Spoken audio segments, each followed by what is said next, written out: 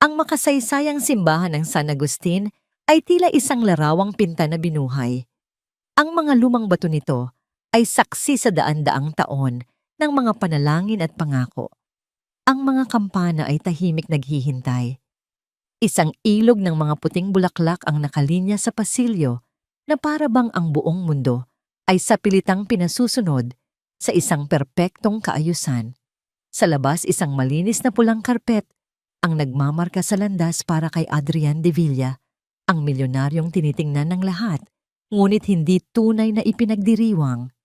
Kitang-kita ito sa mga nakataas na cellphone sa mga bulungan, sa paraan ng pagngiti ng mga bisita na hindi gumagalaw ang mga mata. Dumating si Adrian, sakay ng isang itim at makintab na sasakyan, suot ang isang mamahaling suit na tila hinulma sa kanyang katawan. Perpekto ang pagkakatali ng kanyang kurbata at bahagyang sumisilip ang isang relong nagkakahalaga ng isang maliit na yaman.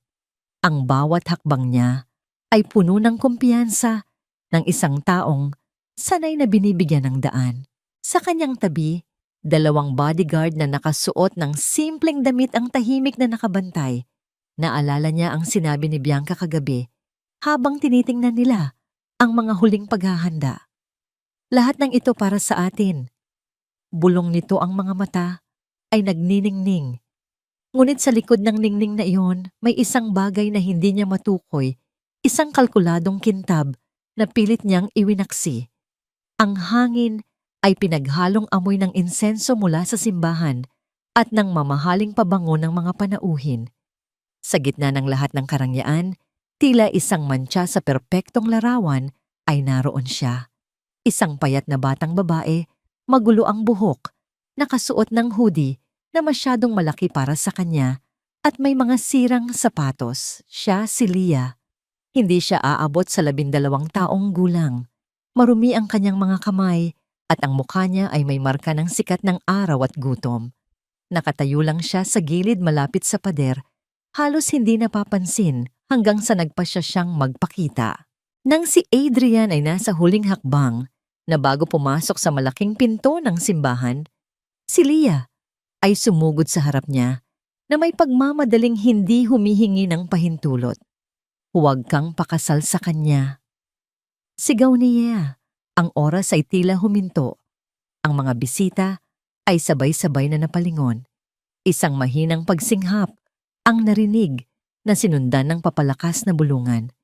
Ang mga bodyguard ay agad na kumilos na para bang ang bata ay isang armadong banta. Umalis ka dyan, sabi ng isa habang iniunat ang braso para harangin ang bata. Ngunit si Adrian ay nanatiling nakatayo, hindi dahil sa awa, kundi dahil sa pagkagulat. Ang pangungusap na yon ay hindi isang pamamalimos.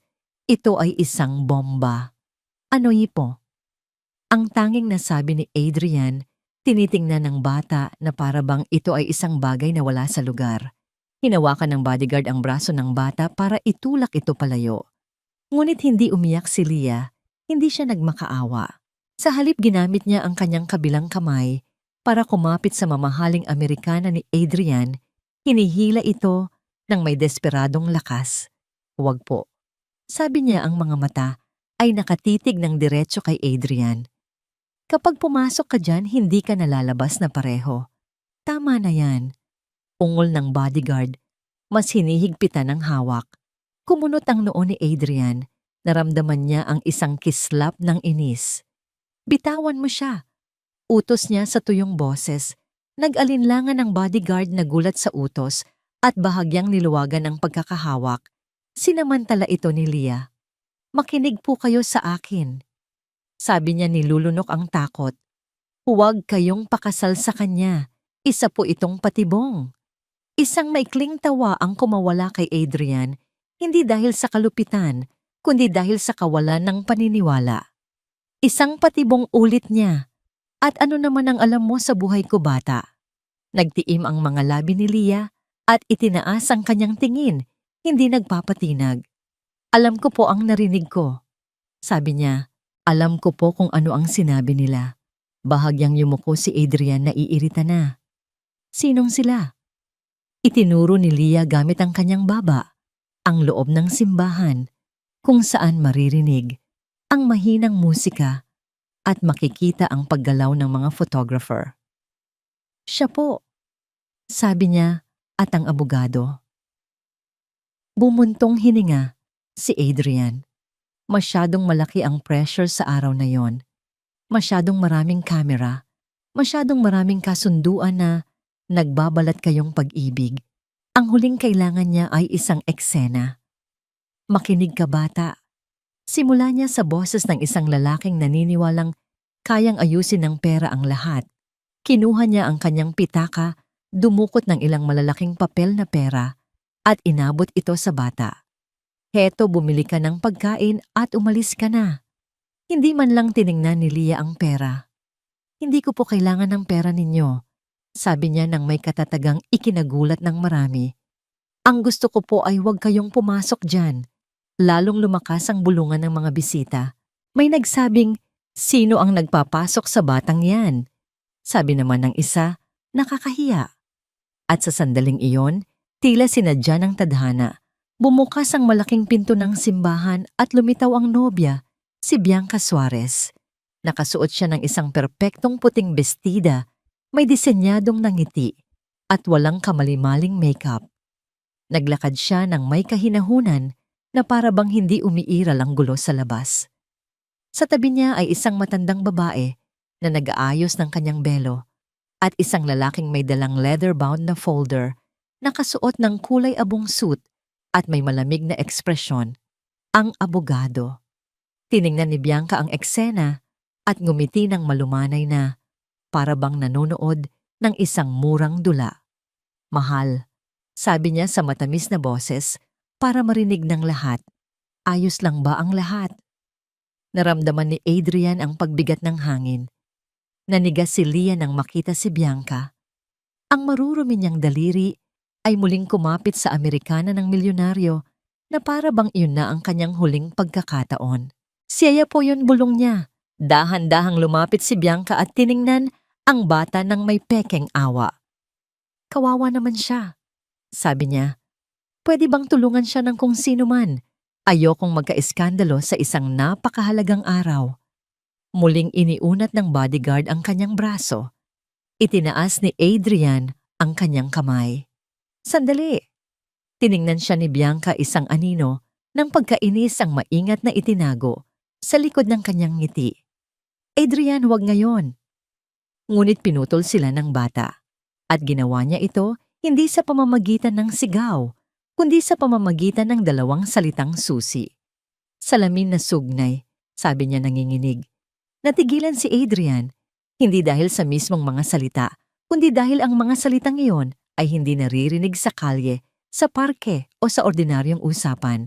Ang salamin na sugnay ay isang terminong narinig niya ng isang beses lamang sa isang pribadong silid habang ipinapaliwanag sa kanya ng sarili niyang abogado, si Attorney Mariano, ang isang dokumento para di umano ay protektahan siya. Dahan-dahan niyang ibinaling ang kanyang ulo patungo sa lalaking may dalang folder. Hindi nagbago ang ekspresyon ng abogado, ngunit nanigas ang kanyang mga mata. Kumurap si Bianca. Ang kanyang perpektong ngiti ay bahagyang nanigas. Naramdaman ni Adrian ang isang malamig na kuryenteng gumapang sa kanyang likod. Sino ang nagsabi sa iyo niyan?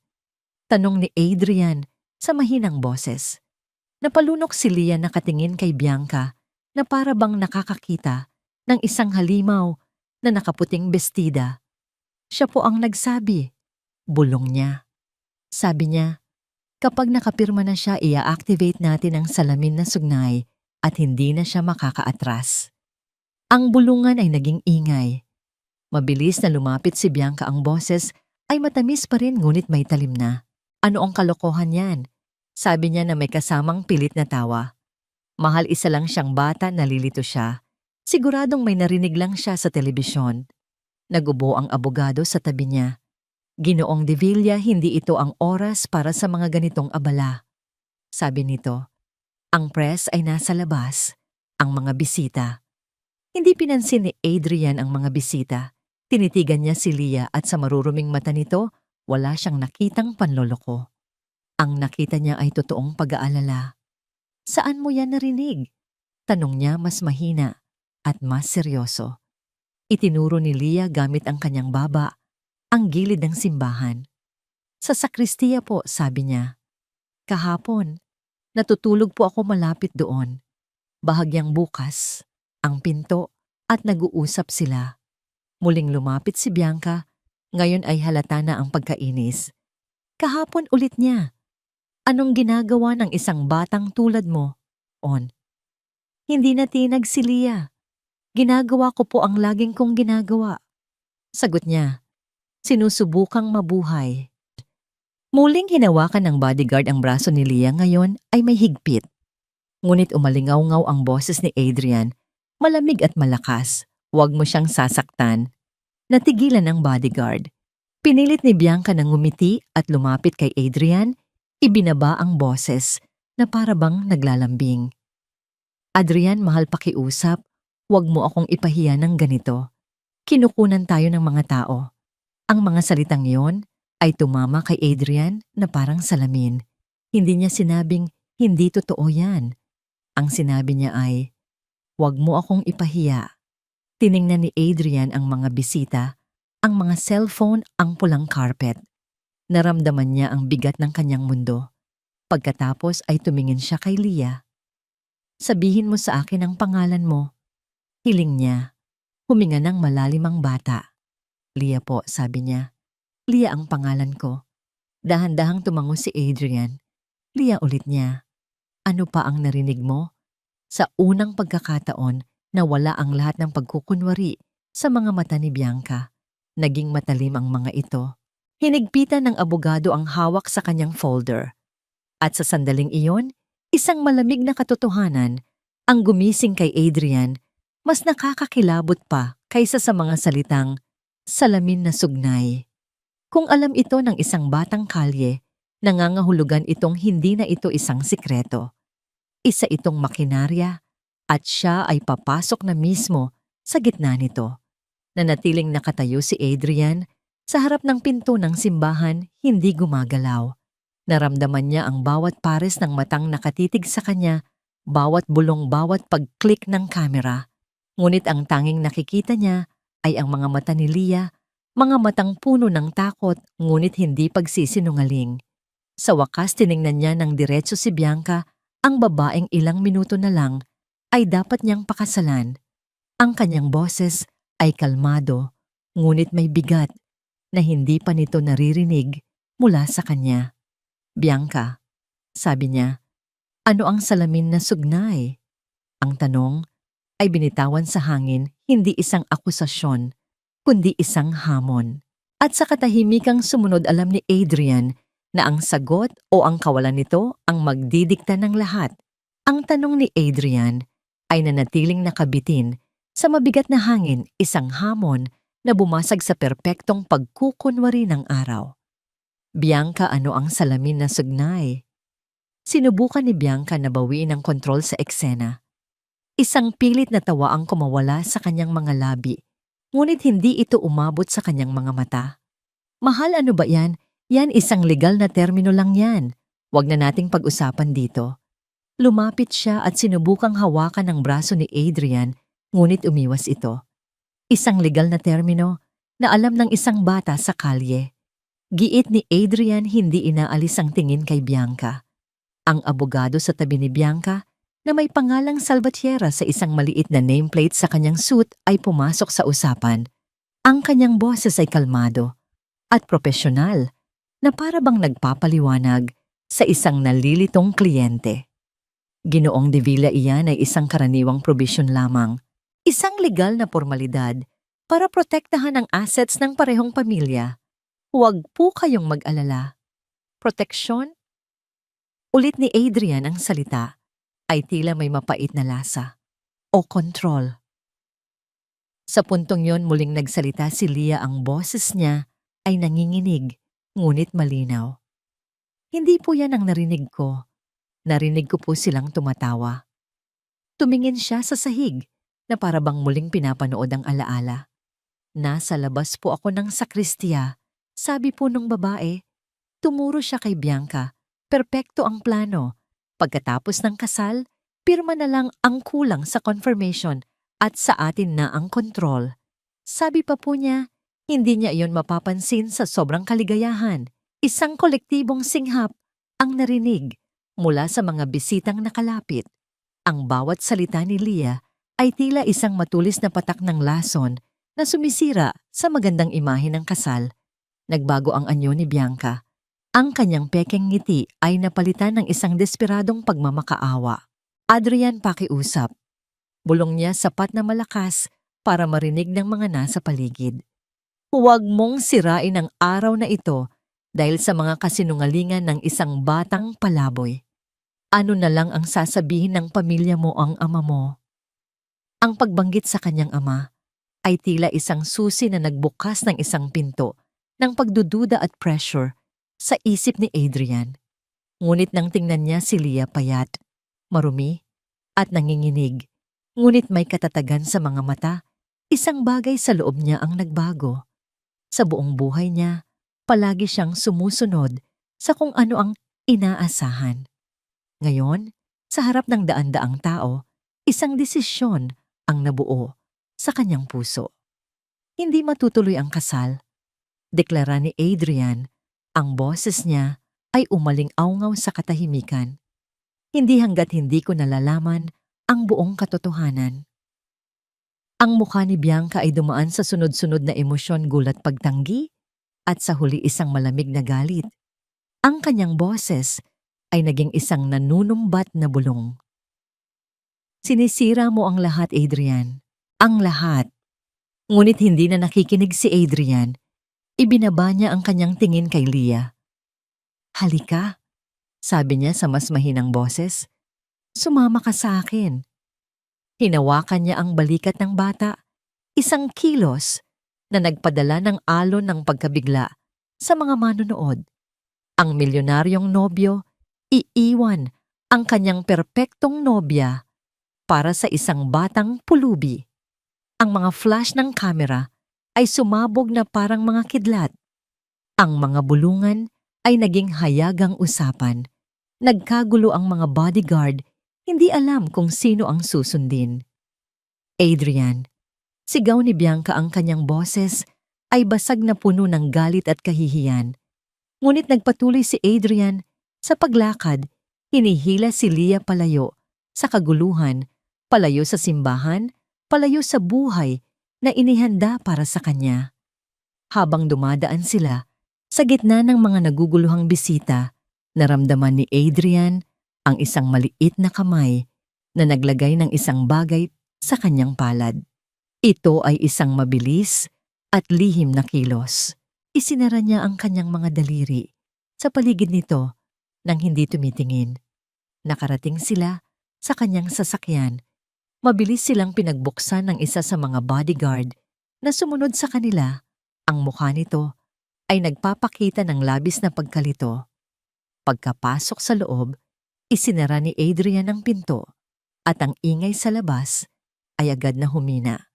Tanging ang tunog ng kanilang mabibigat na paghinga ang maririnig.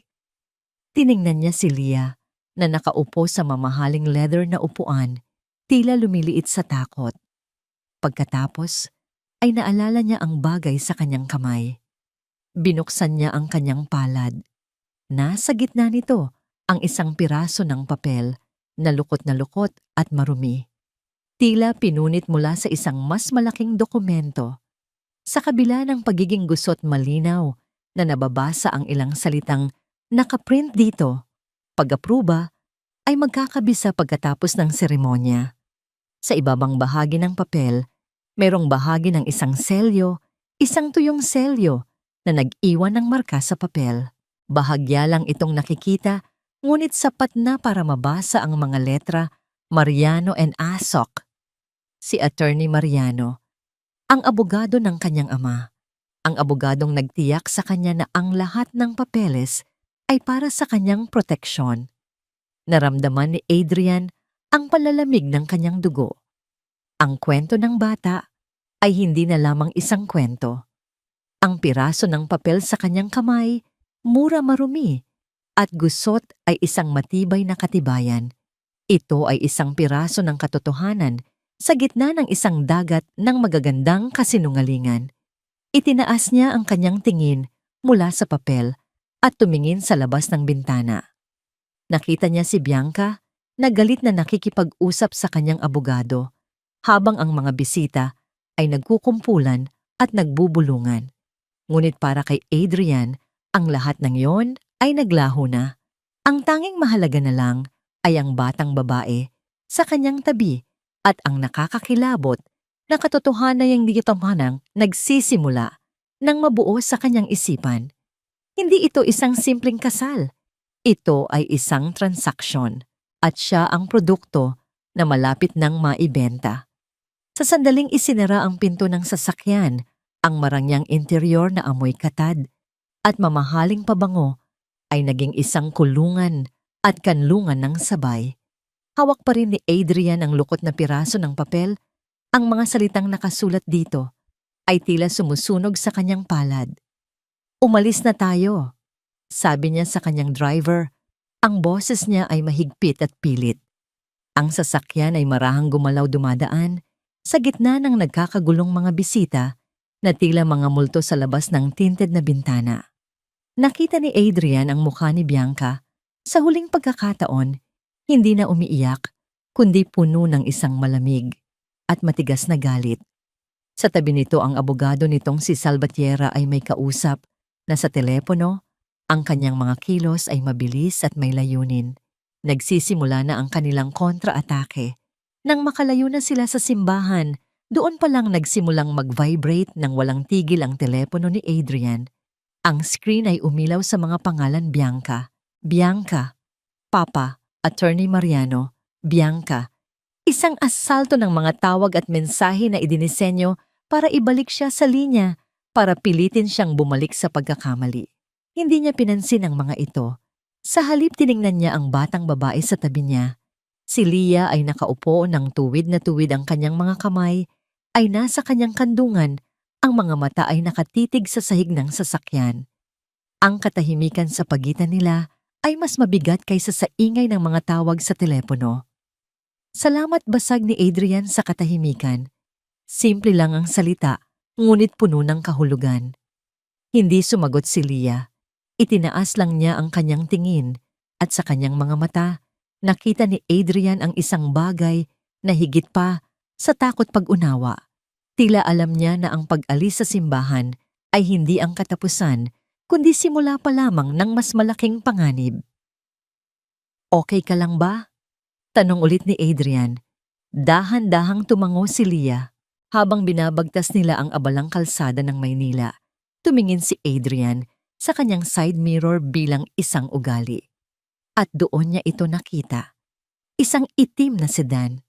Walang plaka. Nananatili itong ilang sasakyan, ang layo sa likuran nila, ngunit hindi nagbabago ang distansya.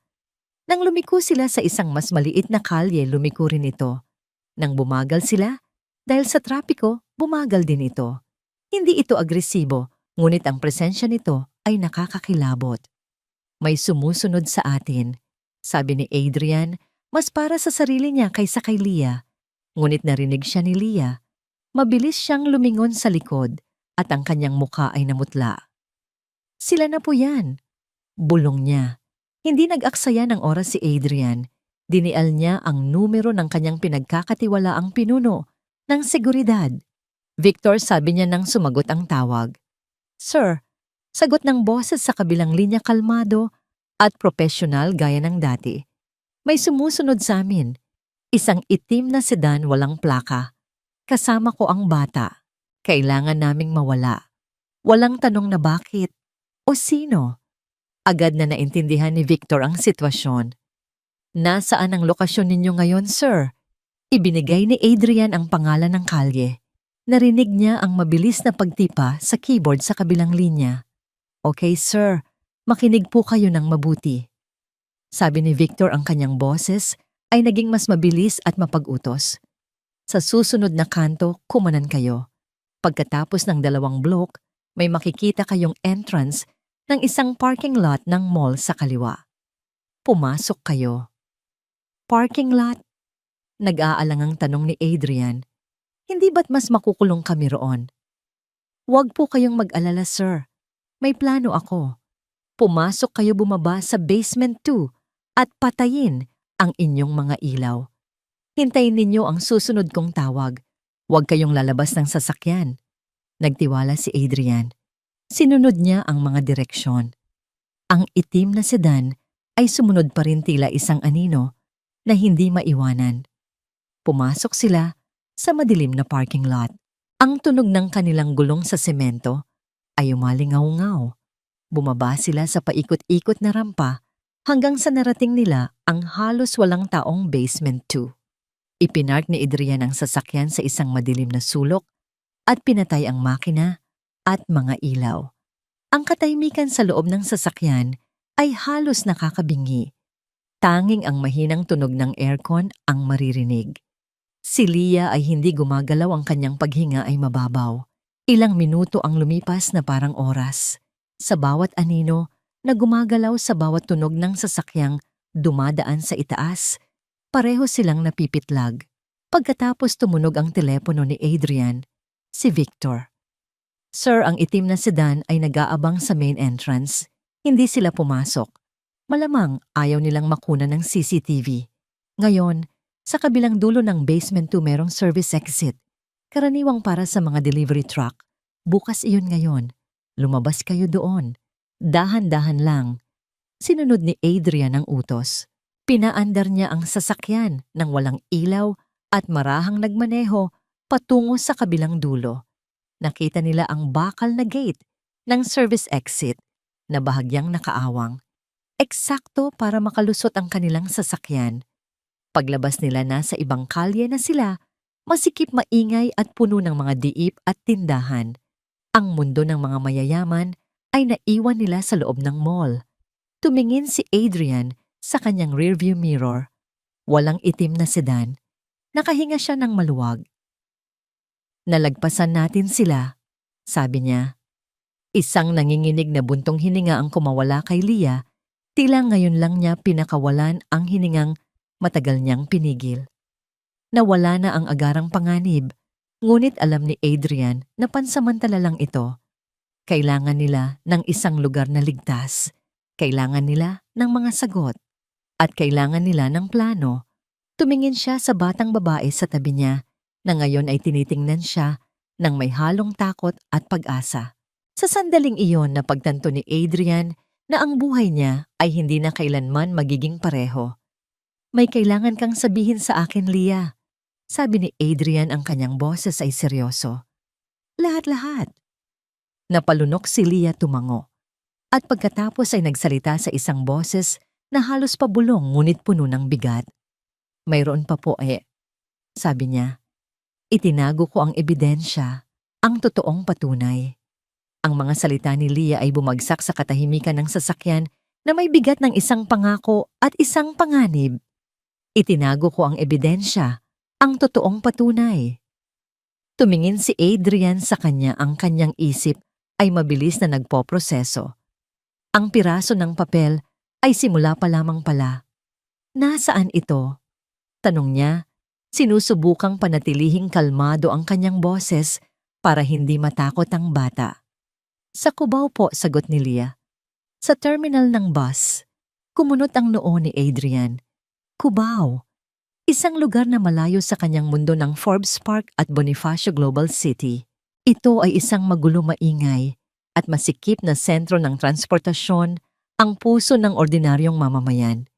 Ito ang perpektong lugar para itago ang isang bagay na mahalaga dahil walang sino man ang mag-iisip na hanapin ito doon. Dalhin mo ako roon, sabi ni Adrian sa kanyang driver. Ang biyahe patungong Cubao ay isang paglalakbay sa ibang mundo. Ang mga makintab na gusali ay napalitan ng mga lumang gusali na may mga naglalaking anunsyo. Ang mga maluluwag na kalsada ay naging masisikip na eskinita na puno ng mga nagtitinda sa bangketa. Ang hangin ay napuno ng usok ng mga sasakyan at amoy ng inihaw na pagkain. Para kay Adrian, ito ay dayuhan. Para kay Leah, ito ang kanyang mundo. Nang makarating sila sa terminal, sinabihan ni Adrian ang driver na maghintay sa isang hindi gaanong kapansin-pansing lugar. "Huwag kang aalis dito, ano man ang mangyari," utos niya. "Opo, sir." Sagot ng driver. Ang kanyang mga mata ay nagpapakita ng pag-aalala at pagkalito. Bumaba sila ng sasakyan at agad silang nilamon ng ingay at dami ng tao. Si Adrian, sa kanyang mamahaling suit na ngayon ay may bahid na ng alikabok, ay tila isang ibon na naligaw sa ibang pugad. Ang mga tao ay napapatingin sa kanya. Si Leah naman sa kanyang malaking hoodie at sirang sapatos ay nawala sa karamihan, hindi nakikita pamilyar sa bawat sulok. "Dito po tayo," sabi ni Leah at nagsimula siyang maglakad nang may kumpiyansa na para bang alam niya ang bawat liko at bawat daanan. Sumunod si Adrian, nananatiling malapit sa kanya. Ang kanyang mga mata ay alerto sa kanilang paligid. Habang naglalakad sila, nagsimulang magkwento si Leah sa mahinang boses. "May kilala po akong lalaki dati." Simula niya, "Si Mang Michael po. May maliit po siyang karinderya malapit sa simbahan. Lagi niya po akong binibigyan ng tirang pagkain." Nakinig si Adrian, naramdaman niyang mahalaga ang kwentong ito. "Mabait po siya." Pagpapatuloy ni Leah, isang anino ng lungkot ang dumaan sa kanyang mukha. "Pero isang araw po nakita ko siyang umiiyak sa labas ng isang opisina. May hawak po siyang mga papel, katulad po ng hawak ninyo kanina. Sabi niya, nawala na daw po ang lahat sa kanya. Niloko daw po siya sa isang kontrata. Pinapirma daw po siya sa isang bagay na hindi niya naintindihan." Huminto si Adrian sa paglalakad. Tumingin siya kay Leah. Ang koneksyon ay nagsisimulang mabuo sa kanyang isipan. Ilang linggo po pagkatapos noon, nawala na lang po si Mang Michael. Sinara na po ang karinderya niya. Wala na pong nakakaalam kung nasaan siya. Napalunok si Leah, ang kanyang mga mata ay bahagyang nangilid. Nung araw po na naririnig ko ang usapan ni Ma'am Bianca at ng abogado, pareho po ang mga salitang narinig ko. Kontratang pirma, walang atrasan. At doon ko po naalala si Mang Michael. Tumingin siya ng diretso kay Adrian at sa mga mata ng bata. Nakita niya ang isang karunungang higit sa kanyang edad, isang karunungang natutunan sa hirap. "Ayoko na pong may mangyaring ganoon ulit," bulong niya. Naramdaman ni Adrian ang isang bagay na tumusok sa kanyang puso. Ang ginawa ni Leah ay hindi lang isang random na kilos. Ito ay isang kilos ng katapangan na isinilang mula sa isang nasaksihang trahedya. Ito ay isang pagtatangkang itama ang isang pagkakamali na nakita niyang sumira sa buhay ng ibang tao. "Naiintindihan ko," sabi ni Adrian, at sa pagkakataong iyon, totoo ang kanyang mga salita. Sa wakas, huminto si Leah sa harap ng isang mahabang hilera ng mga luma at kinakalawang na metal locker. Ang ilan ay may mga yupi, ang pintura ay natutuklap na. "Dito po," sabi niya, itinuturo ang isang locker na may numerong 2 fretbed. Mula sa ilalim ng kanyang hoodie, inilabas niya ang isang maliit at makintab na susi na nakatali sa isang piraso ng sinulid. Isinuksok niya ito sa susian at pinihit. Isang matinis na tunog ang narinig nang bumukas ang pinto ng locker. Sa loob, sa gitna ng walang laman na espasyo, merong isang malaking brown na envelope na maingat na binalot sa 2 patong ng plastic bag, tila para protektahan ito mula sa anumang basa. Kinuha ito ni Leah ng may pag-iingat at iniabot kay Adrian. Ang kanyang mga kamay ay bahagyang nanginginig. Hawak ni Adrian ang envelope. Ito ay mas mabigat kaysa sa inaasahan niya. Dahan-dahan niyang inalis ang plastic at binuksan ito. Sa loob ay mayroong isang manipis na folder. Binuklat niya ito. Naroon ang mga kopya ng mga dokumento na may mga legal na jargon, mga pahina ng teksto na hindi niya maintindihan. Ngunit sa gitna ng lahat ng iyon, isang pangungusap ang naka-highlight ng dilaw na marker na tila sinadyang mapansin Sa pamamagitan ng paglagda sa kasunduang ito, confirmation ang lahat ng kapangyarihan sa pagpapasya voting rights sa lahat ng negosyo ng De Villa Holdings ay pansamantalang ililipat sa itinalagang trustee Bianca Suarez, alinsunod sa probisyon ng salamin na sugnay hanggang sa maisaayos ang mga susunod na legal na hakbang. Sa ilalim ng folder may isa pang bagay, isang maliit na USB flash drive. Ano ito? Tanong ni Adrian. Ipinapakita ang flash drive kay Leah. Nung nahulog po nila yung mga papel sa sakristiya kasama po yan, sagot ni Leah. Hindi po nila napansin. Kinuha ko po lahat. Isinara ni Adrian ang folder. Ang bigat nito ngayon ay hindi na lang pisikal. Ito ang bigat ng katotohanan, isang katotohanang maingat na itinago sa likod ng mga ngiti, mga bulaklak at mga pangako ng kasal. Ngunit bago pa man sila makaalis, nagring ang telepono ni Adrian. Tiningnan niya ang screen. Isang pangalan ang nagpaigting sa kanyang mga kalamnan. Papa. Huminga siya nang malalim hinigpitan ang hawak sa folder at sinagot ang tawag handa para sa unang tunay na laban. Ang ingay ng terminal ng bus sa Cubao ay tila humina nang idikit ni Adrian ang telepono sa kanyang tainga. Sa kabilang linya ang boses ng kanyang ama, si Don Ricardo de Villa, ay kalmado at kontrolado, ngunit sa ilalim nito ay may bakal na hindi maikakaila. Adrian, nasaan ka? Hindi ito isang tanong na nag-aalala, kundi isang utos na naghahanap ng lokasyon. Papa. Sagot ni Adrian, sinusubukang panatilihing matatag ang kanyang boses. Hawak niya ng mahigpit ang folder sa kanyang kabilang kamay. Ang presensya nito ay nagbibigay sa kanya ng lakas. Anong kabaliwan ito?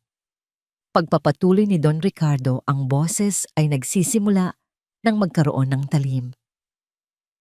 Ang buong Maynila ay pinag-uusapan ang ginawa mong kahihiyan.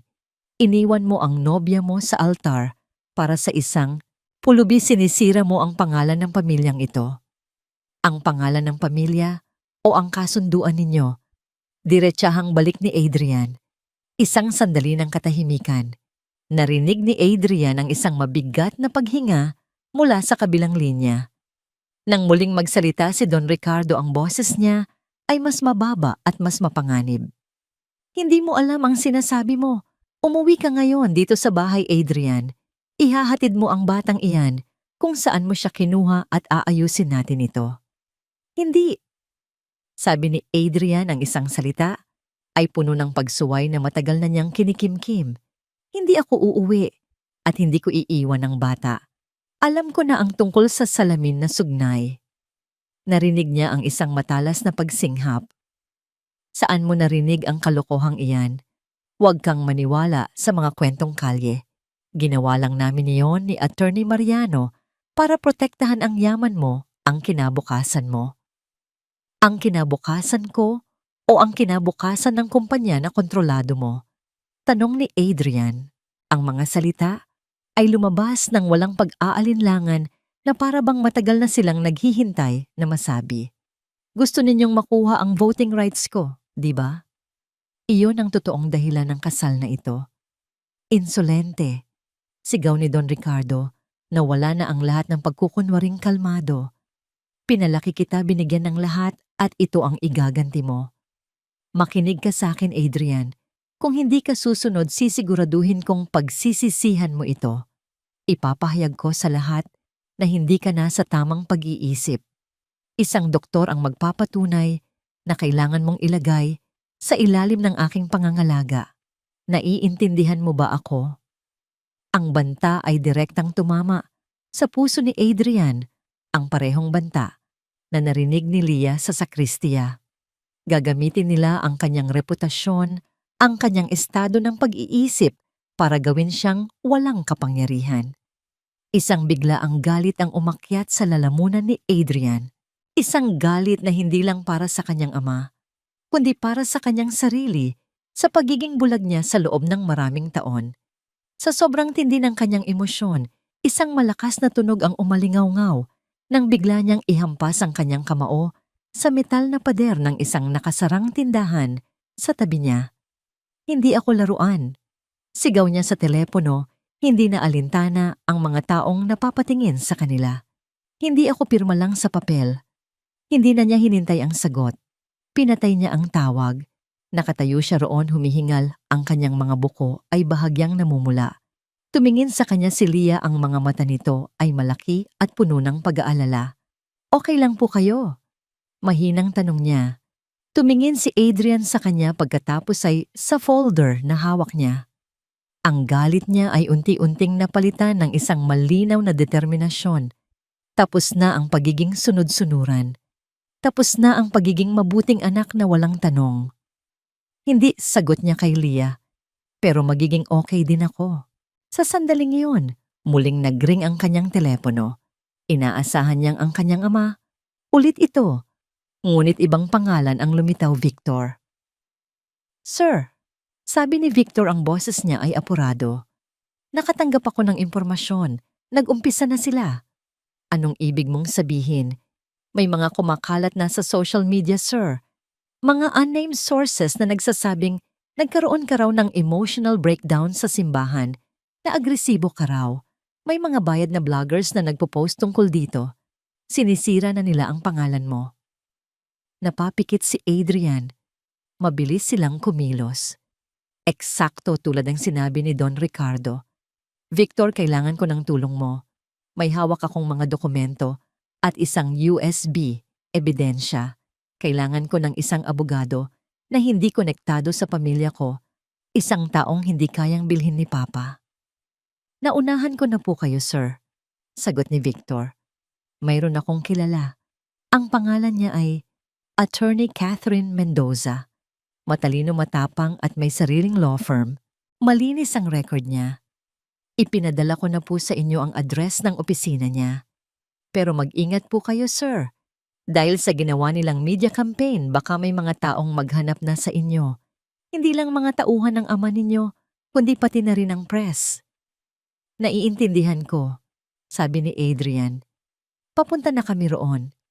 Ibinaba niya ang telepono at tumingin kay Leah. Ang laro ay nagbago na. Hindi na ito isang simpleng pagtakas.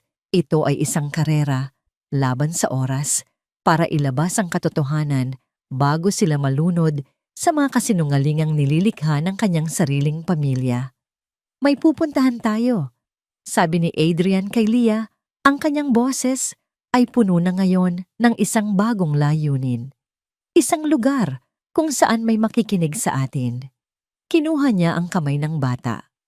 Sa gitna ng kaguluhan ng Cubao, nagsimula silang maglakad pabalik sa sasakyan, dalawang magkaibang tao mula sa magkaibang mundo na pinag-isa ng isang mapanganib na katotohanan at handa ng lumaban. Ang opisina ni Attorney Catherine Mendoza ay hindi tulad ng mga law firm na sanay puntahan ni Adrian. Walang malawak na lobby na may marmol na sahig o mga mamahaling painting sa dingding. Sa halip, ito ay isang profesional at abalang espasyo sa isang di gaanong kilalang gusali. Sa Ortigas, ang amoy ay hindi katad at pera, kundi papel at bagong timplang kape. Ito ay isang lugar ng trabaho, hindi ng pagpapakitang gilas. Isang batang receptionist ang sumalubong sa kanila. Magandang hapon po. May appointment po ba sila? Tanong nito, ang tingin ay bahagyang nagtataka sa hindi pangkaraniwang pares, isang lalaking nakapangkasal na suit at isang batang babae na mukhang galing sa kalye. Adrian de Villa, sabi ni Adrian. Para kay Attorney Mendoza, tumawag si Victor Castañeda. Agad na nagbago ang kilos ng receptionist. Ay opo, sir. Hinihintay na po kayo. Iginaya sila sa isang conference room na may malaking bintanang salamin kung saan tanaw ang syudad. Ilang sandali pa pumasok ang isang babae. Si Attorney Catherine Mendoza ay nasa mga 40, may matalas na tingin at kilos na nagpapahiwatig ng kumpiyansa at walang oras sayanging enerhiya. Hindi siya nagpakita ng pagkagulat sa itsura nila. Ginoong de Villa, sabi niya, inilahad ang kamay. Catherine Mendoza, Maupo kayo. Umupo si Adrian at si Leah. Inilapag ni Adrian ang brown na envelope sa makintab na mesa sa pagitan nila. Sinabi sa akin ni Victor na kailangan mo ng tulong at kailangan mo ito ngayon. Sabi ni Catherine, umupo sa tapat nila. Ang kanyang mga mata ay tila sinusuri ang bawat kilos ni Adrian. Kailangan ko ng higit pa sa tulong attorney, sagot ni Adrian. Kailangan ko ng kakampi. Binuksan niya ang envelope at inilabas ang mga dokumento at ang USB. Inilahad niya ang mga ito sa mesa. Kaninang umaga, dapat ay ikinasal na ako, pero hininto ako ng batang ito. Tumingin siya kay Leah ng may paggalang. Dahil narinig niya ang isang bagay na maglalagay sa lahat ng aking ari-arian ng aking buong kumpanya sa kamay ng aking mapapangasawa at ng aking ama. Kinuha ni Catherine ang mga dokumento at sinimulang basahin. Ang kanyang mukha ay seryoso, ang kanyang mga mata ay mabilis na gumagalaw sa bawat linya. Huminto siya sa naka-highlight na bahagi. Salamin na sugnay. Basa niya ng malakas. Nag-angat siya ng tingin kay Adrian.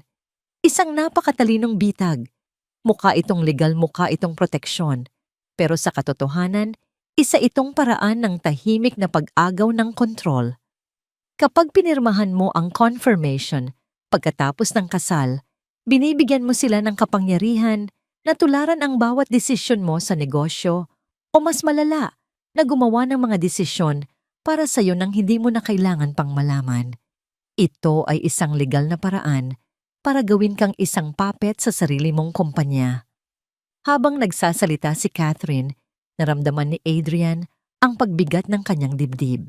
Ang lahat ng sinabi ni Leah ay totoo. Ang lahat ng kanyang mga hinala ay tama. At ang timing pagpapatuloy ni Catherine ay perpekto.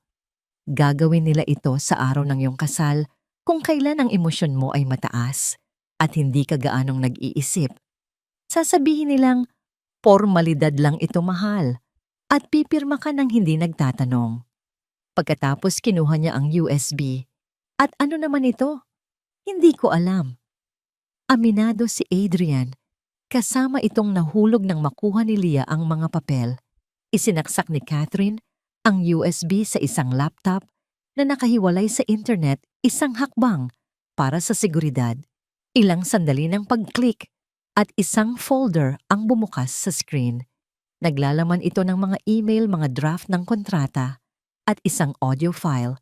Binuksan niya ang isa sa mga email. Mula ito sa abogado ni Bianca na si Salvatierra, ipinadala kay Attorney Mariano. Ang subject ay paghahanda para sa araw ng kasal. Lahat ay nakahanda na. Basa ni Catherine sa email. Ang dokumento ng kumpirmasyon ay nasa sakristiya na. Pagkatapos ng seremonya, ididiretso natin si A.V. Adrian de Villa. Doon para sa mabilis na pirmahan. Si B.S. Bianca Suarez ay aarte na ito ay isang romantikong sorpresa para siguruhin ang kanilang kinabukasan. Hindi siya maghihinala. Napahawak si Adrian sa braso ng upuan. Ang bawat salita ay isang sampal. Ngunit ang pinakamasakit ay ang susunod. Binuksan ni Catherine ang audio file. Ito ay isang maikling recording tila kuha mula sa isang telepono. Ang kalidad ay hindi perpekto, ngunit ang mga boses ay malinaw. Unang boses, Bianca tumatawa. Paano kung sa huli ay magreklamo siya? Ikalawang boses, Attorney Mariano. Huli na ang lahat. At kung sakaling mag-ingay siya, mayroon tayong plano. B. Ang kanyang mahal na foundation. Isang maliit na anonymous tip tungkol sa maling paggamit ng pondo, totoo man o hindi, ay sapat na para sirain ang kanyang kredibilidad. Walang maniniwala sa isang milyonaryo na umiiyak. Ituturing siyang siraulo o korap. Isang nakakabininging katahimikan ang pumuno sa silid. Pagkatapos ng recording, si Leah ay napayuko, tila ayaw nang marinig pa. Si Adrian ay hindi makagalaw. Ang foundation, ang tanging bagay na itinayo niya sa sarili niyang pagsisikap, ang kanyang tanging pinagmamalaki, ang kanyang paraan, para patunayan na siya ay higit pa sa isang De Villa. Gagamitin nila ito laban sa kanya. Sisirain nila ang tanging bagay na tunay na mahalaga sa kanya. Mga demonyo sila. Bulong ni Adrian, ang boses niya ay puno ng isang malamig na galit na hindi niya pa naramdaman kailanman. Tumayo si Catherine at nagsali ng isang basong tubig para kay Adrian. Ang kanyang mukha ay matigas at determinado. "Ginoong De Villa," sabi niya, "hindi lang ito isang kaso ng pamilya. Ito ay isang planadong pandaraya. Mayroon tayong sapat na ebidensya dito para magsimula ng isang malaking laban." Itinaas ni Adrian ang kanyang tingin. "Ano ang susunod nating gagawin?" "Una," sabi ni Catherine, "kailangan nating protektahan si Leah. Siya ang ating pangunahing saksi. Pangalawa, kailangan nating gumawa ng mga legal na kopya ng lahat ng ito at isumite sa tamang awtoridad bago pa man nila tayo maunahan ng kanilang sariling kwento. Pangatlo." Hindi na niya natapos ang kanyang sasabihin. Ang intercom sa kanyang mesa ay biglang tumunog. Pindot niya ito. "Yes, Jean?" Ang boses ng receptionist sa kabilang linya ay nanginginig. "Ma'am, may mga tao po ritong naghahanap. Mula raw po sila sa DSWD. Hinahanap po nila ang isang bata." Nagkatinginan si Adrian at Catherine. Ang kanilang mga mata ay nagpapakita ng parehong pag-unawa. Nahanap na sila at hindi sila nagpunta roon para magtanong. Nagpunta sila roon para kunin si Leah. Ang balita mula sa intercom ay tila nagpabagal sa oras sa loob ng conference room. Ang bawat tunog mula sa labas, ang mahinang pagring ng telepono, ang pag-ubo ng isang empleyado ay tila mas malakas at mas mapanganib. "DSWD." Ulit ni Catherine sa mahinang boses, ngunit ang kanyang mga mata ay matalim at nag-iisip. Tumingin siya kay Adrian. "Ito na, ang unang galaw nila para paghiwalayin kayo." Si Leah, na kanina patahimik sa isang sulok, ay biglang nanigas. Ang kanyang mga mata ay nanlaki sa takot na tila galing sa isang masamang karanasan. "Kukunin po nila ako." Bulong niya, ang boses ay nanginginig. Iyon po ang laging nilang ginagawa. Naramdaman ni Adrian ang isang malakas na pag-akyat ng proteksyon para sa bata. "Hindi," sabi niya lumingon kay Leah at sinubukang maging kalmado. "Hindi mangyayari iyon." Muling nagsalita si Catherine sa intercom. "Jean, sabihin mo sa kanila na abala ako. Papuntahin mo sila sa waiting area. Huwag mo silang papapasukin dito sa loob. Naintindihan mo?" "Oo po, ma'am," sagot ng nanginginig na receptionist. Tumayo si Catherine at mabilis na naglakad papunta sa pinto ng conference room. Nilak ito. "Victor was right," sabi niya. Mabilis silang kumilos. Ginamit nila ang impluwensya ng ama mo para pabilisin ang proseso sa DSWD gamit ang peking report na nasa panganib ang bata. "Anong gagawin natin?" tanong ni Adrian. Tumayo na rin.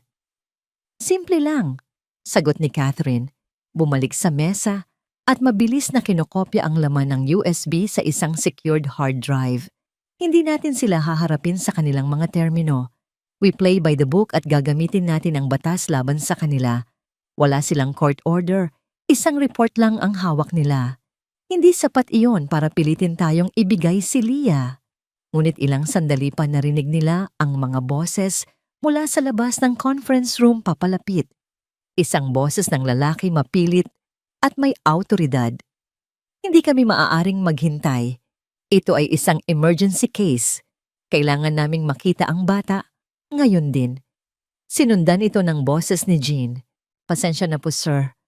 Pero nasa meeting po si attorney. Kailangan po nating..." Wala akong pakialam sa meeting niya. Isang malakas na katok ang yumanig sa pinto ng conference room. Pagkatapos ay isa pa mas malakas. Si Leah ay napasiksik sa likod ni Adrian. Ang kanyang maliliit na kamay ay kumapit sa laylayan ng Amerikana nito. Lumapit si Catherine sa pinto. Hindi niya ito binuksan. "Sino yan?" tanong niya. Ang boses ay matatag. "Social welfare," sagot ng lalaki sa labas. Kasama ko si Attorney Robles kumakatawan sa pamilya de Villa. May ulat kaming natanggap na isang menor de edad ang ilegal na itinatago sa lugar na ito. Buksan ninyo ang pinto. Tumingin si Catherine kay Adrian umiling. Huwag kang mag-react, tila. Sinasabi ng kanyang mga mata.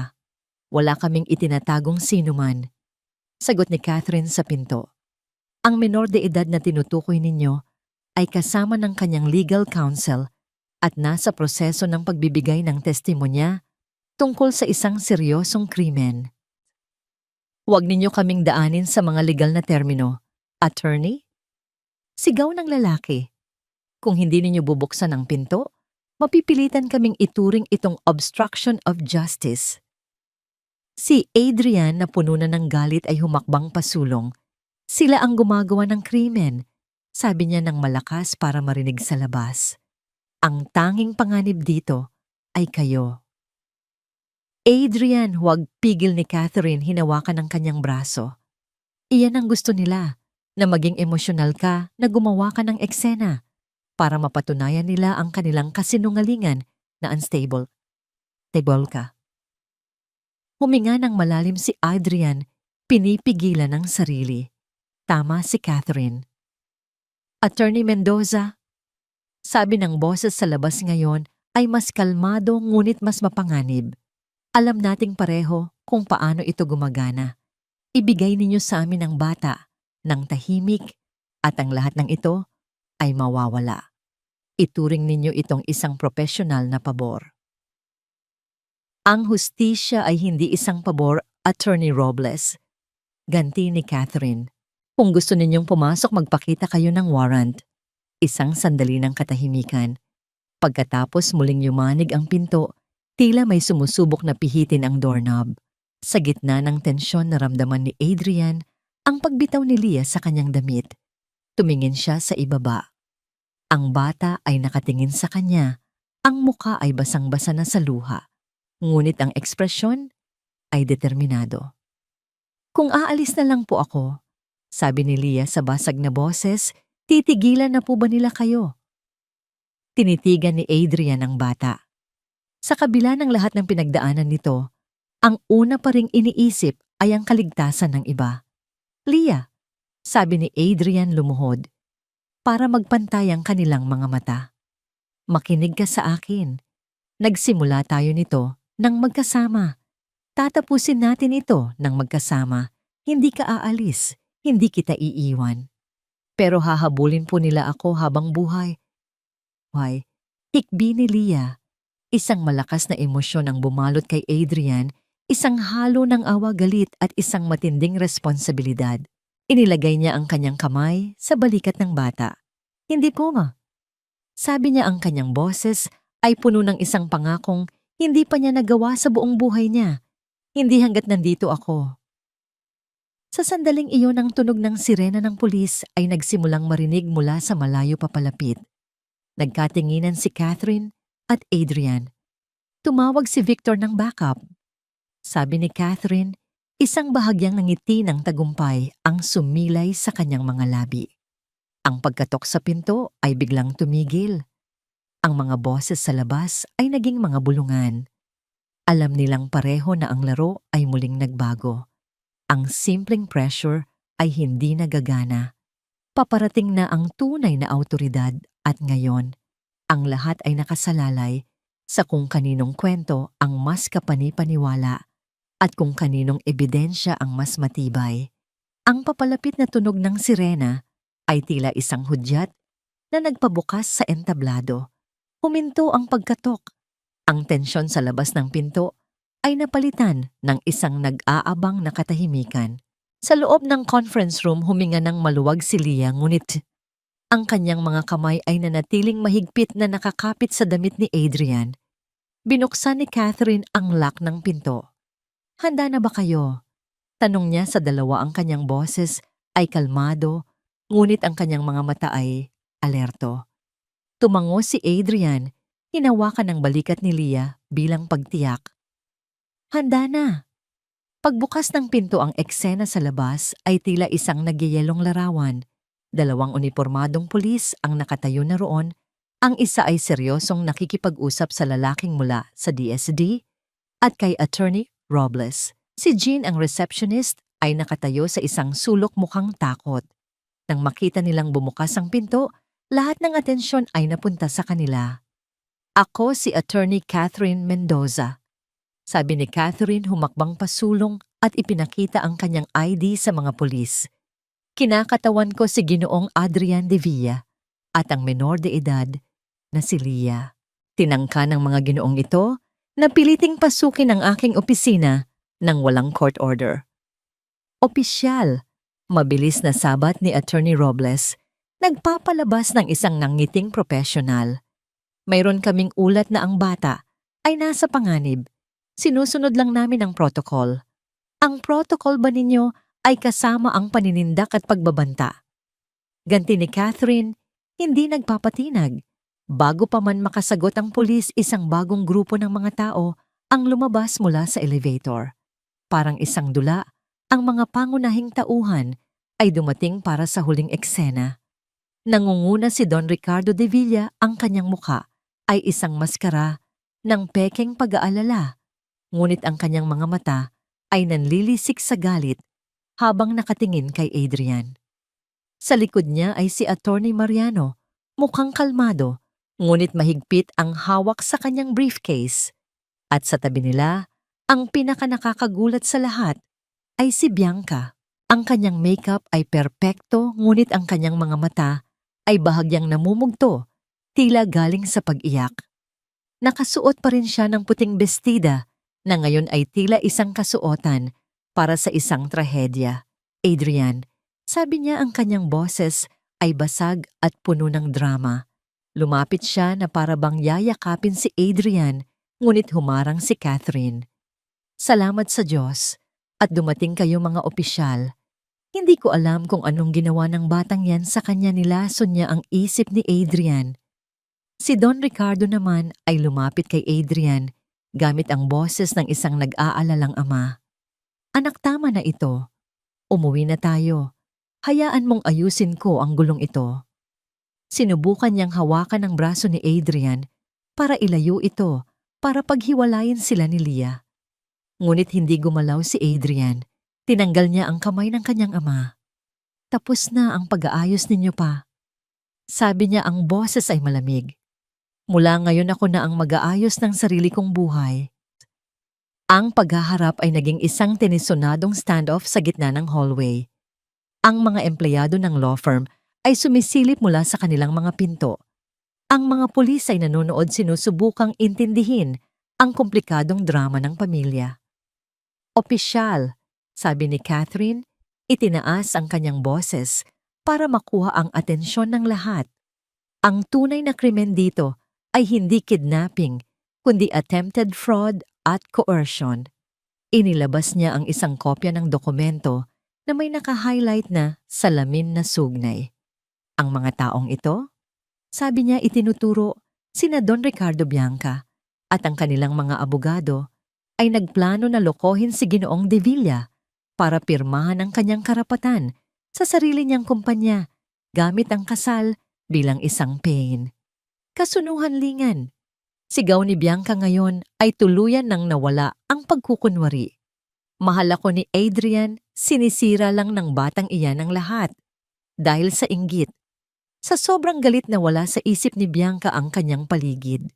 Tumingin siya kay Lia na nakatago sa likod ni Adrian at ang kanyang mukha ay napuno ng purong pagkamuhi.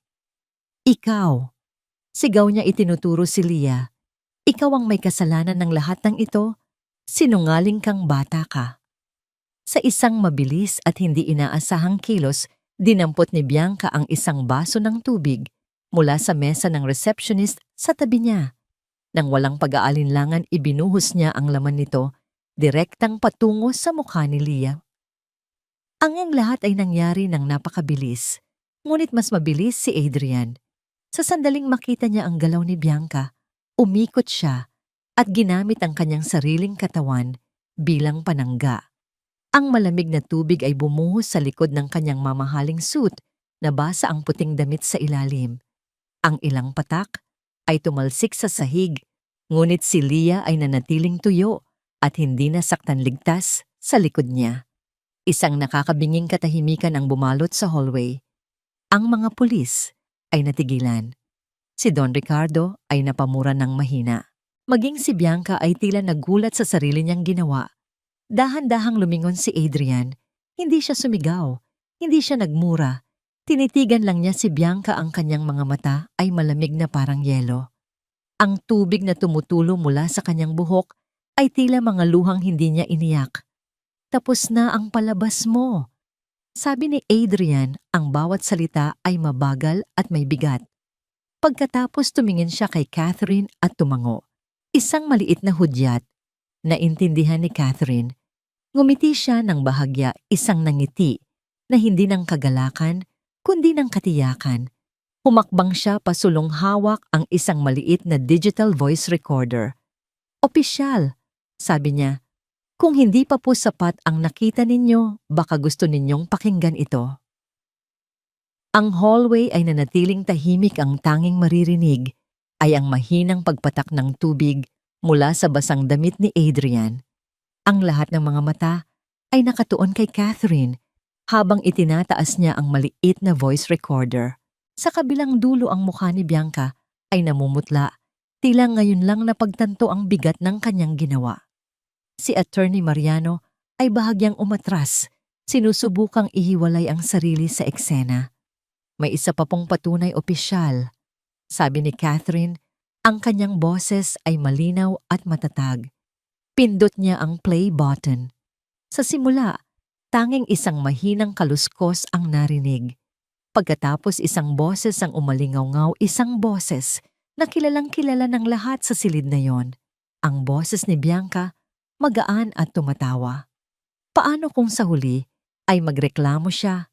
Isang sandali ng katahimikan sa recording na sinundan ng isa pang boses, ang kalmado at kalkuladong boses ni Attorney Mariano.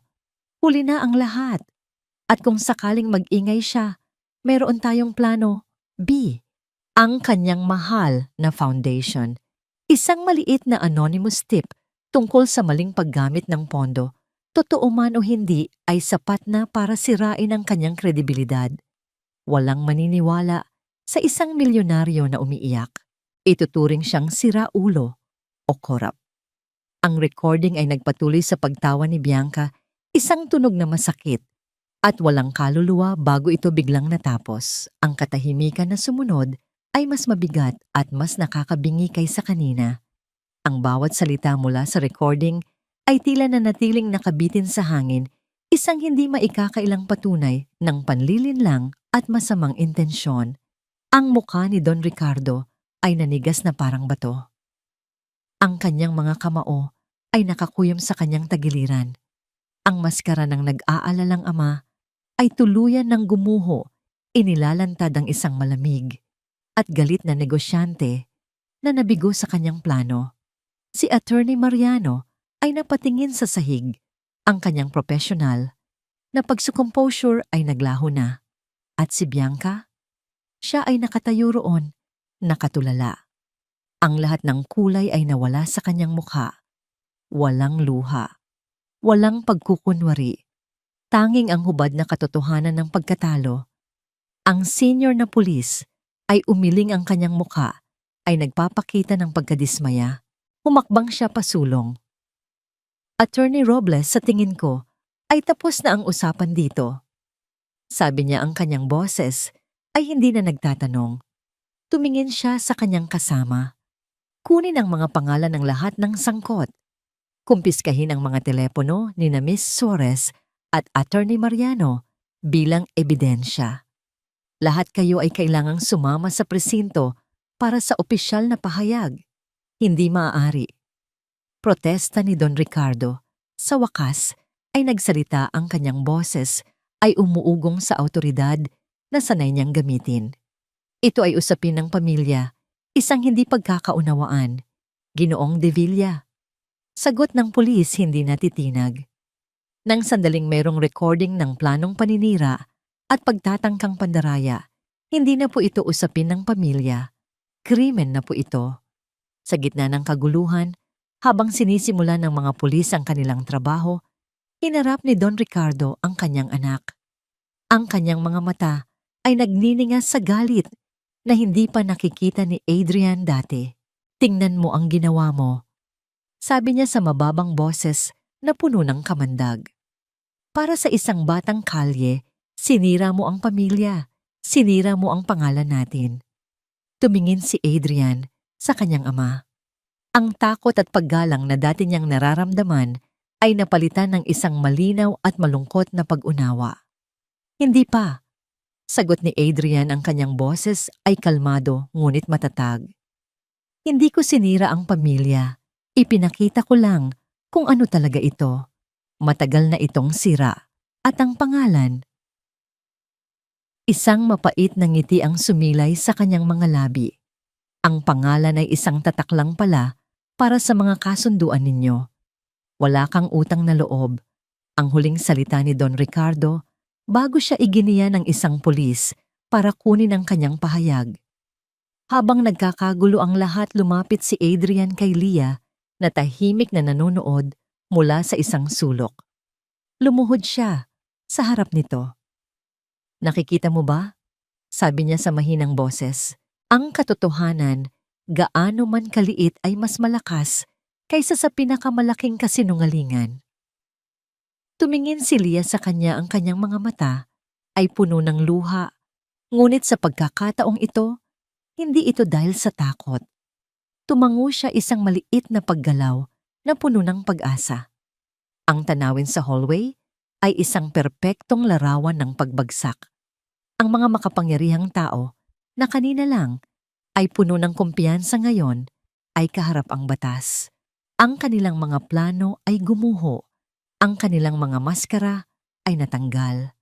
Nakatayo si Adrian sa gitna ng lahat ng ito, basang-basa pa rin, ngunit hindi na natitinag. Sa unang pagkakataon, sa kanyang buhay, hindi siya ang anak ni Don Ricardo o ang tagapagmana ng De Villa Holdings. Siya si Adrian. At sa wakas malaya na siya. Lumipas ang ilang araw. Ang iskandalo ng kasal na hindi natuloy ay sumabog sa lahat ng nanahok. Sa lahat ng balita, ngunit ang kwento ay mabilis na nagbago. Mula sa isang simpleng drama ng mayaman, naging isang seryosong kaso ng corporate fraud at coercion. Ang recording na inilabas ni Catherine ay naging viral. Ang pangalang De Villa na dating simbolo ng kapangyarihan ay naging simbolo ng pagkaganid at panlilinlang. Sa tahimik na opisina ni Attorney Catherine Mendoza, malayo sa ingay ng media, isang ibang uri ng dokumento ang pinipirmahan ni Adrian. Hindi ito isang kontrata sa negosyo o isang kasunduan sa kasal. Ito ay mga papeles para sa legal na pag-aampon at pag-aalaga kay Leah. Sigurado ka ba rito, Adrian? Tanong ni Catherine habang pinapanood siyang pirmahan ang huling pahina. Ito ay isang panghabambuhay na responsibilidad. Ngumiti si Adrian, isang tunay at magaan na ngiti na ngayon lang nakita ni Catherine sa kanya. Sa buong buhay ko, ang mga responsibilidad ko ay ipinataw sa akin ng aking ama ng kumpanya ng lipunan. Ito ang unang pagkakataon na pumipili ako ng sarili kong responsibilidad at walang mas mahalaga pa kaysa rito. Kinabukasan dinalaw ni Adrian si Leah sa isang ligtas at pribadong pasilidad para sa mga bata na inirekomenda ni Catherine. Hindi ito isang malungkot na ampunan. Ito ay isang maliwanag na lugar na may hardin at mga silid-aralan. Nakita niya si Leah na nakaupo sa ilalim ng isang puno, nagbabasa ng isang libro. Ang magulo niyang buhok ay maayos nang nakatali at nakasuot siya ng malinis na damit. Ang anino ng takot sa kanyang mukha ay napalitan ng isang mahinahong kuryosidad. Sa unang pagkakataon, mukha siyang isang ordinaryong bata, hindi isang mandirigma na kailangang mabuhay sa bawat araw. Lumapit si Adrian at umupo sa tabi niya. May dala siyang isang bagong backpack. Para sa'yo, sabi niya, iniabot ito. Binuksan ito ni Leah. Sa loob puno ito ng mga bagong gamit sa eskwela, mga notebook, mga lapis na may iba't ibang kulay at isang set ng mga pambatang libro. Ang kanyang mga mata ay nanlaki sa tuwa. Hinawakan niya ang isang makulay na lapis na para bang ito ay isang hiyas. Salamat po. Bulong niya, ang kanyang boses ay puno ng pagkamangha. Nanatili silang tahimik ng ilang sandali, pinapanood ang ibang mga bata na naglalaro sa di kalayuan. Pagkatapos tumingala si Leah kay Adrian. Bakit po ninyo ako pinaniwalaan? Tanong niya. Ito ang tanong na matagal na niyang gustong itanong. Lahat ng tao, tinataboy lang po ako. Bakit po kayo naniwala sa akin? Tumingin si Adrian sa malayo sa mga gusali ng syudad na dati ay sumisimbolo sa kanyang mundo. Dahil sa mga mata mo, Leah, sagot niya, ang kanyang boses ay puno ng pagninilay. Nakita ko ang isang bagay na matagal ko nang kinalimutan sa sarili ko. Katapangan. Nakita ko ang isang tao na kahit wala siyang anumang kapangyarihan ay handang isugal ang lahat para sa tama. At ipinaalala mo sa akin na ang tunay na kapangyarihan ay hindi nasa pera o sa pangalan. Nasa pagpili ito na gawin ang tama kahit na mahirap. Napalunok si Leah na intindihan ng bawat salita. Tumayo si Adrian. Mayroon akong bahay na malapit sa dagat. Sabi niya, tahimik doon. May malaking hardin. Sa tingin ko, magugustuhan mo. Kapag naayos na ang lahat ng papeles, doon na tayo titira. Pwede ka nang mag-aral. Pwede ka nang maging bata. 1 buwan na ang lumipas. Ang alikabok mula sa sumabog na isiskandalo ay unti-unti nang humuhupa. Sa isang bahay na nakaharap sa payapang dagat ng Batangas, malayo sa ingay at intriga ng Maynila, sinisikap ni na Adrian at Leah na buuin ang isang bagong uri ng normalidad. Ang sikat ng araw sa umaga ay dumadampi sa sahig na gawa sa kahoy.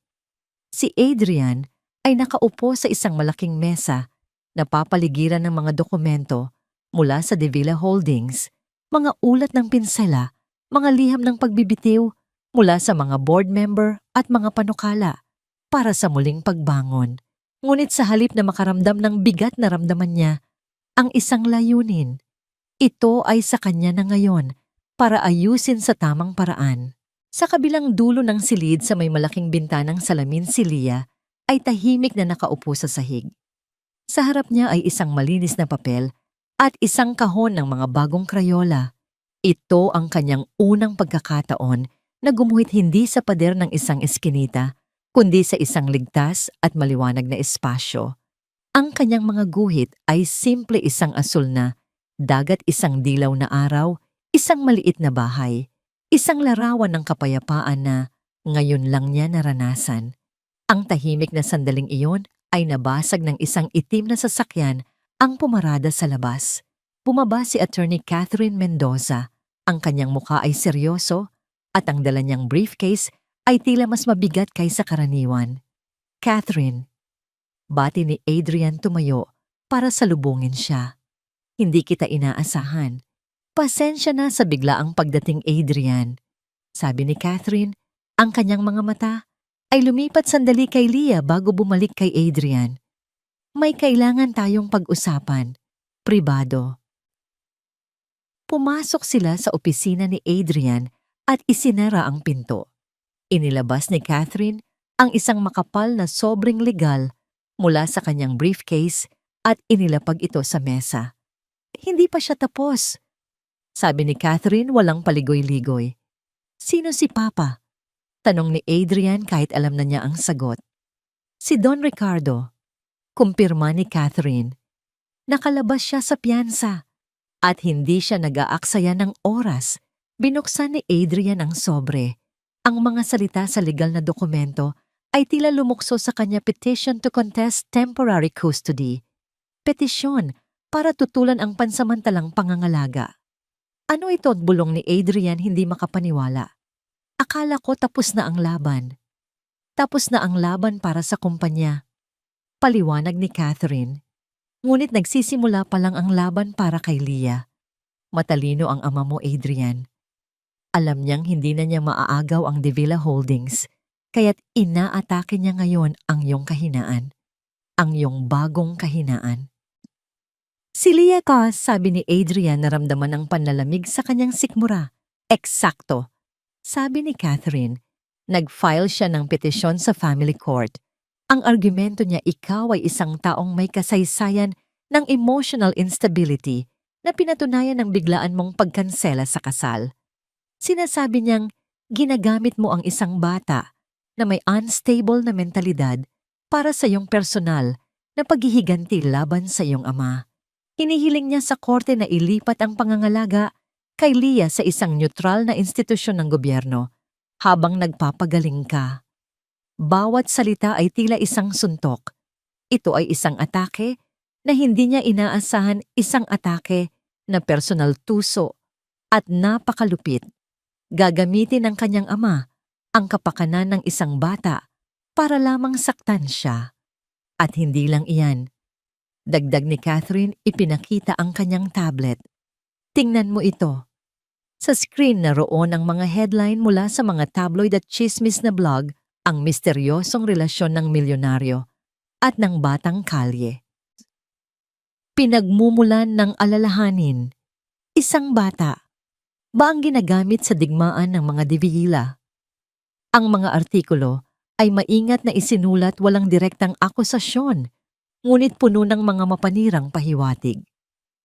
Sinisira nila hindi lang ang pangalan mo, kundi pati na rin ang ideya na karapat-dapat kang maging tagapag-alaga, sabi ni Catherine.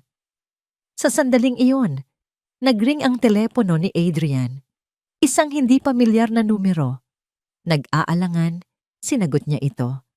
Sir Adrian, isang nanginginig na boses ng babae ang narinig. Si Teresa po ito, sir, ang dati ninyong kasambahay. Teresa, anong nangyari? Sir, pasensya na po. Humihikbi ang babae. Pinapunta po ako dito ni Don Ricardo, kasama ang mga abogado niya. Pinakuha po nila ang lahat ng mga gamit ninyo sa dati ninyong kwarto. Lalo na po yung mga photo album ninyo nung bata pa kayo, mga report card, lahat po. Sabi po nila para daw po sa kaso. Napatayo si Adrian na pahawak sa mesa. Kinukuha nila ang kanyang nakaraan. Hinahanap nila ang anumang ebidensya ng pagiging problemadong bata. Anumang marka ng pagre-rebelde, anumang bagay na magagamit nila para ipinta siya bilang isang hindi karapat-dapat na ama. Walang hangganan ang kasamaan niya, bulong ni Adrian pagkatapos ibaba ang tawag. Tumingin siya sa labas ng bintana. Nakita niya si Leah na nakatayo, hawak ang kanyang ginuhit na larawan, nakangiti habang papalapit sa opisina, sabik na ipakita ang kanyang obra. Isang ngasang ngiti na puro at walang muwang. Isang ngayon ngiti na ipinangako ni Adrian sa sarili na poprotektahan niya anuman ang mangyari. Ngunit ang ngiti ni Adrian ay napawi nang bumalik ang kanyang tingin kay Catherine. Ang mukha ng abogada ay mabigat sa masamang balita. May isa pa, Adrian, sabi ni Catherine. Ang pinakamasama sa lahat. Ano pa? Bilang tugon sa petisyon ng iyong ama, sumang-ayon ang korte. Nag-utos ito ng isang mandatory psychological evaluation para sa inyong dalawa, sa iyo at kay Leah. Isang court-appointed specialist ang magsasagawa nito. Natigilan si Adrian. Ang buong hinaharap nila, ang karapatan niyang alagaan, ang batang nagligtas sa kanya, ay nakasalalay na ngayon sa opinyon ng isang taong hindi nila kilala, isang taong maaaring naiimpluwensyahan, nababayaran o nagkakamali. Ang anino ng kanyang kahapon sa katauhan ng kanyang ama ay bumalik para kunin ang tanging bagay na mas mahalaga pa kaysa sa kanyang yaman, ang kanyang bagong pamilya. Ang silid para sa psychological evaluation ay kabaligtaran ng mainit na tahanan ni Adrian sa Batangas. Ito ay malamig kulay puti at walang anumang personal na gamit, maliban sa 2 upuan sa magkabilang panig ng isang simpleng mesa. Ang hangin ay amoy disinfektante at tila bawat salita ay may kaakibat na bigat. Si Dr. Alcaraz, ang espesyalistang itinalaga ng korte, ay isang babaeng nasa mga 50 anyos. Ang kanyang muka ay seryoso at mahirap basahin. Ang kanyang mga salamin ay tila isang harang sa pagitan niya at ng mundo. Unang kinausap si Adrian ng mag-isa. Si Leah ay naghintay sa labas kasama ang isang social worker na ipinadala ni Catherine. Ginoong De Villa, simula ni Dr. Alcaraz ang kanyang boses, ay neutral. Naiintindihan niyo ba kung bakit tayo naririto? Opo tamay, sagot ni Adrian. Pinipilit na maging kalmado ang kanyang mga kamay na nakapatong sa kanyang mga hita para pagdudahan ang kakayahan kong maging isang ama. Hindi nagbago ang ekspresyon ng doktor. Ang layunin natin ay tiyakin ang kapakanan ng bata. Magsimula tayo sa araw ng kasal. Maari mo bang ilarawan ang iyong estado ng pag-iisip sa araw na yon? Ang mga tanong ay sunod-sunod at tila mga patibong. Bawat sagot ni Adrian ay sinusuri. Ang kanyang desisyon na kanselahin ang kasal ay inilarawan bilang impulsive o marahas. Ang kanyang relasyon sa kanyang ama ay tinawag na puno ng alitan. Ang kanyang pagnanais na tulungan si Leah ay pinalabas na isang savior complex na dulot ng pagkakasala. Naramdaman ni Adrian na siya ay hinuhusgahan, hindi tinutulungan. Ang bawat salita niya ay tila ginagamit laban sa kanya. Pagkatapos si Leah na ang pumasok, si Adrian ang lumabas at ang paghihintay sa labas ay mas masahol pa kaysa sa mismong pagsusuri. Bawat minuto ay tila isang oras iniisip kung anong mga tanong ang ibinabato sa isang bata na dumaan na sa napakaraming trauma. Sa loob si Dr. Alcaraz ay mas malumanay kay Leah, ngunit ang mga tanong ay matutulis pa rin. Leah, paano mo nakilala si Ginoong De Villa? Masaya ka ba sa poder niya? Mayroon bang anumang bagay na ipinagagawa niya sa'yo na hindi mo gusto? Nakatira ka sa kalye noon. Paano ka na nabuhay? May mga tao bang nanakit sa'yo? Ang huling tanong ay nagpabagsak sa depensa ni Leah. Naalala niya ang mga gabing malamig ang gutom, ang mga masasamang tingin ang mga kamay na nanunulak. Ang mga luha ay nagsimulang mamuo sa kanyang mga mata. Napayuko siya niyakap ang sarili at hindi na makasagot. Nang matapos ang sesyon, si Leah ay tahimik at nakayuko. Pagpasok nila sa sasakyan, niyakap niya ng mahigpit ang backpack na bigay ni Adrian na para bang iyon na lang ang tanging bagay na pamilyar sa kanya. Kinagabihan, nagising si Adrian sa isang mahinang tunog mula sa kwarto ni Leah. Dahan-dahan siyang pumasok. Nakita niya si Leah na nakaupo sa kanyang kama. Nanginginig ang mga mata ay dilat sa takot. Isang masamang panaginip. Umupo si Adrian sa gilid ng kama. Hindi siya nagsalita. Hinintay lang niya. Sabi po ng doktor, bulong ni Leah. Baka daw po mas mabuti kung sa isang lugar ako na maraming katulad ko. Isang lugar na mas handa para sa akin. Naramdaman ni Adrian ang isang matinding galit. Ang mga salita ng doktor ay lason na itinanim sa isip ng isang bata. Leah! Sabi ni Adrian, ang kanyang boses ay mahinahon ngunit matatag.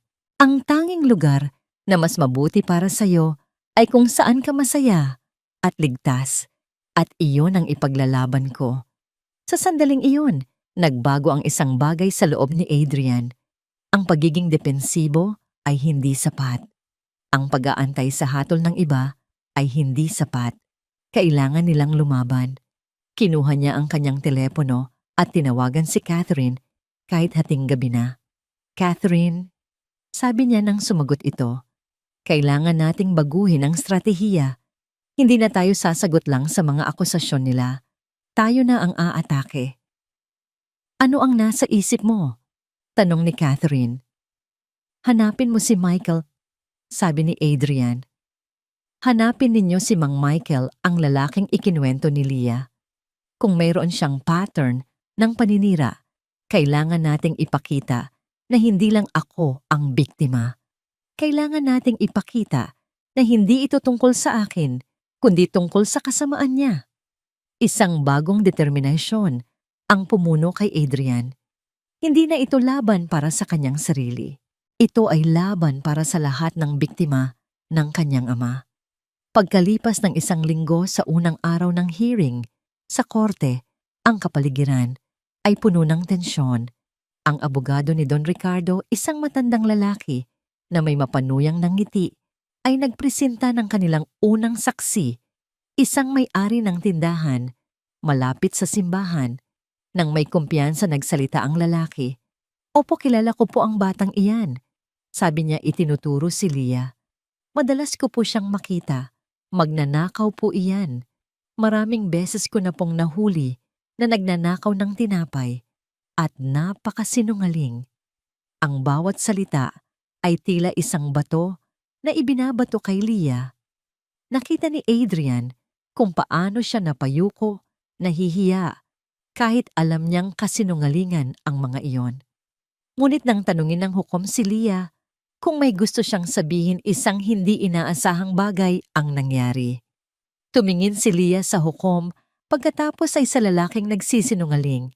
Dahan-dahan siyang tumayo.